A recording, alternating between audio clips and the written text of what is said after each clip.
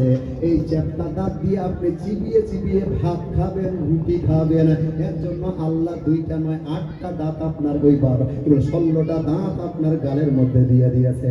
আবার এক শ্রেণীর দাঁত দিয়েছে আমাদের মুখের মধ্যে। কয় রকম দাঁত আছে?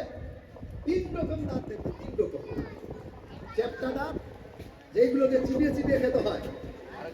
আর একটা হলো কোদালের মতো দাঁত সামনে, এই সামনের দাঁতটা কোদালের মতো। এই কোদালের মতো দাঁত দিয়ে কি খাবো? শাকসবজি। কি খাবো? শাকসবজি কেটে কেটে যে জিনিসটা খাবার হয় সেটা দিয়ে খাবো আপনার সামনের দিকে। আর ওই সামনের 2টা আপনার 8টা দাঁত বাদ দিয়ে তারপরে আপনি দেখবেন উপরে 2টা, এইদিকে 2টা, এইদিকে 2টা, নিচে 2টা, 4টা দাঁত নোকওয়ালা দাঁত আছে, ধারালো দাঁত আছে। নাই নাই নাই, এই যে এই দাঁতগুলো, এই দাঁতগুলো হলো মাংস ছিঁড়ার জন্য।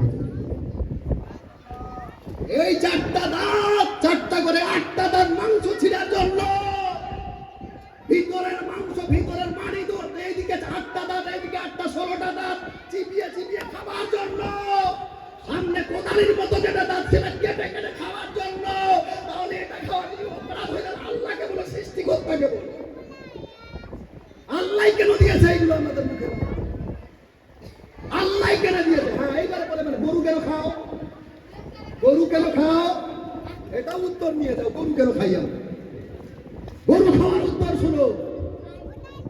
সাম্প্রদায়িক বার্তা দিয়ে বলছি ভাই, কারোর উপরে রাগ গোসা নয়। আমার হিন্দু ভাইরা যদি থাকেন এখানে শুনতে পারেন, জানলা করলে কোনো ব্যাপার নাই। না মানে সোশ্যাল মিডিয়াতে যাচ্ছে আমার ওয়াজ শুনতে। কেন খাই? পৃথিবীর মধ্যে একটা কারণ, 1 নম্বর কারণ,